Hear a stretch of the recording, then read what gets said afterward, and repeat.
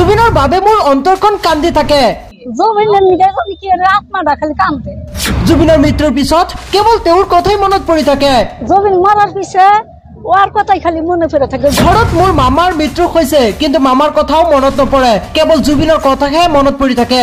পরে আমার মামা মরছে, মামার কথাও নাকি মনত না পড়ে, মুন্দা খালি জুবিনের কথাই মনত পড়ে। জুবিনৰ মৃত্যুৰ পাছত কি যে হল নিজেও নাজানো।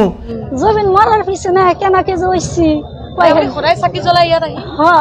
এই ভিডিঅ'টো আপোনালোকে যিমান পাৰে শ্বেয়াৰ কৰি দিয়ক, কিয়নো এগৰাকী আইতাই প্ৰতিদিনে জুবিনৰ বাবে বন্তি প্ৰজ্বলন কৰে আৰু সাংবাদিকৰ আগত কয় জুবিনৰ বাবে মোৰ অন্তৰখন কান্দি থাকে, সদায় জুবিনৰ কথাই মোৰ মনত পৰি থাকে।